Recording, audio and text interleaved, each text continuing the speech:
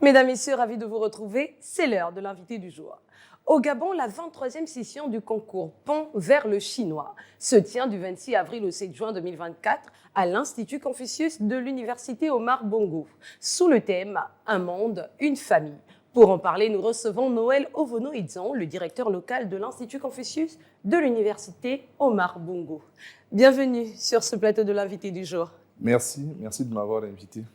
Ce concours est mis en place depuis 2021 au Gabon. Dites-nous, quel est l'objectif visé à travers l'adoption de ce concours? Bien, merci. En fait, ce concours est, disons, la deuxième journée culturelle de l'Institut Confucius. Il s'agit pour nos étudiants qui suivent donc les cours pendant l'année de passer un concours d'éloquence. En fait, c'est-à-dire que c'est un concours qui permet de voir parmi eux ceux qui s'expriment suffisamment bien en mandarin. Ils peuvent le faire sous forme de poèmes, sous forme de chansons, par exemple. Et donc, il y a un jury qui note les différents candidats. C'est vraiment un concours d'éloquence. Qu'est-ce que ça apporte aux Gabonais? Bien, il faut dire que notre institut, en fait, a deux missions principales. L'apprentissage du mandarin et la promotion de la culture chinoise par le biais des activités culturelles. Et c'est une des activités culturelles. Donc, lors d'une telle manifestation, encore une fois, qui est une manifestation d'éloquence des étudiants, donc qui ont pendant l'année eu des cours de mandarin, cela a permis aux membres du jury de voir ceux qui s'expriment suffisamment bien et qui pourraient éventuellement intéresser les entreprises chinoises, comme par exemple l'interprète, par exemple. Parce que beaucoup de nos étudiants, en fait, lorsqu'ils ont 1 ou 2 années de langue, peuvent postuler dans certaines entreprises. En fait, c'est vraiment pour voir ceux qui ont bien assimilé leurs enseignements et qui commencent à mieux s'exprimer.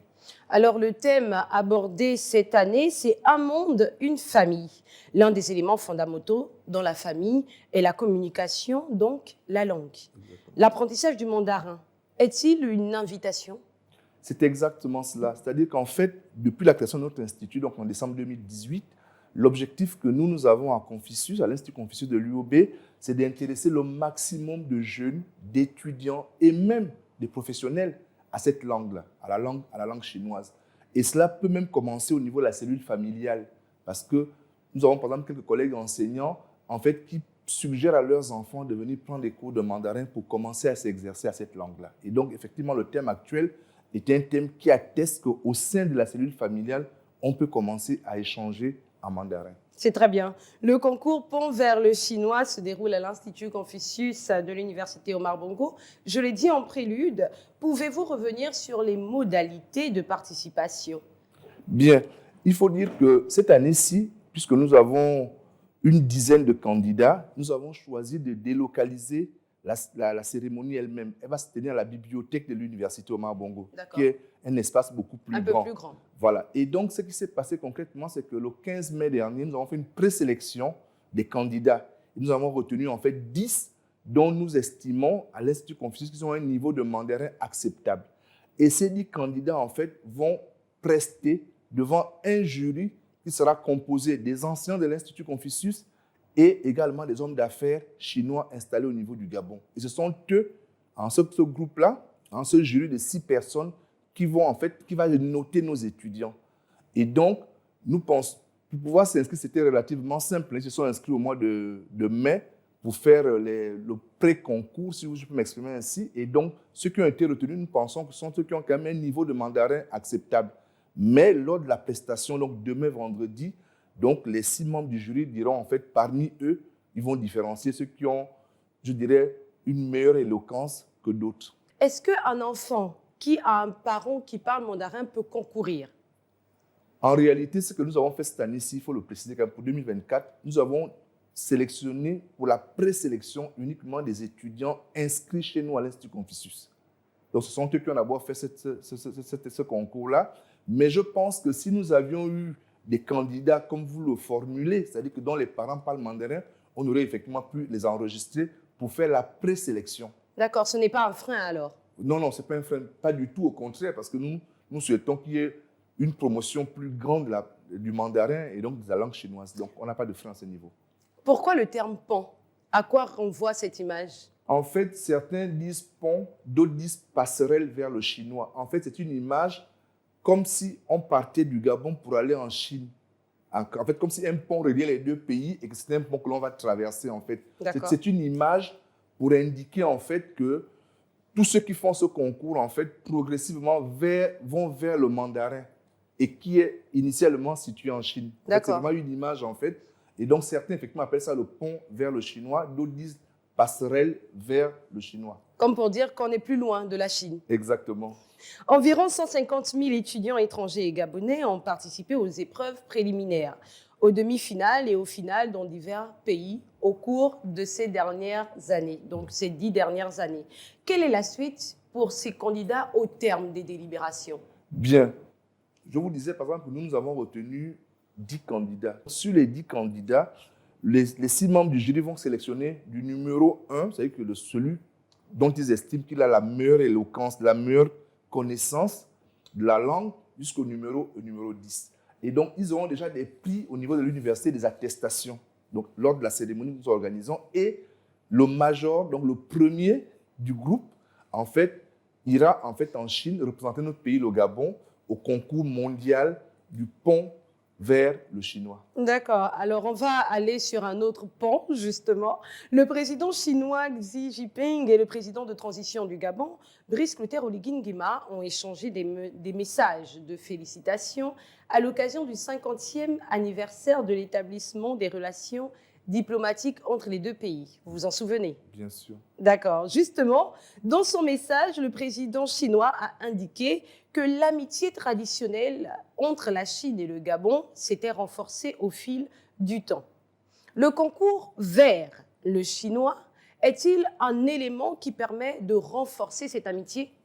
Oui, en fait, c'est un élément qui le renforce au niveau culturel. Comme je vous disais au début de mon propos, en fait, nous, à l'Institut Confucius, nous avons en fait, à l'année, sur une année civile, donc sur les 12 mois de l'année, 3 grandes activités. Donc, outre l'apprentissage du mandarin, donc les enseignements, le concours du HSK pour avoir le niveau de mandarin, nous avons également les activités culturelles. Et donc, cette seconde activité culturelle effectivement, permet davantage de renforcer ces liens entre nos deux pays. Est-ce qu'il y a d'autres éléments qui permettent justement de renforcer cette amitié? Bien entendu. Bon, il y a tout le volet économique, comme vous le savez. Il y a le volet infrastructurel, avec l'apport de la Chine ou ce que la Chine fait pour notre pays. Et puis, il ne faut pas perdre non plus de vue que le Gabon fait partie quand même des pays qui ont toujours soutenu la Chine. Et donc, en réalité, il s'agit ici, je dirais, comme certains le disent souvent, d'une très belle coopération entre deux pays. C'est vrai qu'on peut estimer que la Chine aujourd'hui est un très grand pays, presque un pays dit développé, mais la Chine a toujours fait en sorte que ses relations avec le Gabon soient des relations très cordiales, très, très bonnes. Et la preuve, nous sommes en train de fêter les 50 ans de l'établissement des relations diplomatiques entre les deux pays. Oui, surtout que les Gabonais aussi sont très ouverts. Alors, pour revenir sur le concours qui se tiendra le 7 juin 2024, dites-nous comment va-t-il se dérouler? Quelles sont les épreuves qui seront effectuées? Bien. Il faut dire qu'il y a essentiellement 3 épreuves.